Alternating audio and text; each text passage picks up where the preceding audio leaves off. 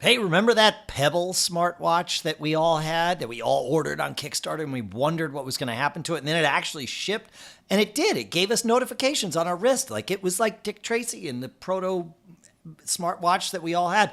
Well, guess what? They're back, and they have smartwatches. Well, notification watches. I don't know that we'd call them smart anymore, but they have a ring, right? So this was at CES 2026. You can see they've got the watches. The ones on the left are 229 and then 199 on the right. But this, the Pebble Index 01, this is their smart ring. It's 75 bucks. It's got a 2-year battery life. The battery is not user serviceable, so you buy it once and then that's the end of it after 2 years. And it's got a button and a microphone. You press the button and say whatever you want. You can whisper it. You can shout it out loud.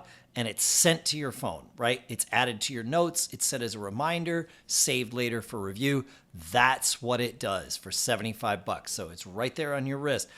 I think this is going to be handier than it might sound. And I think for 75 bucks, it's probably worth grabbing one and seeing what this new paradigm is like.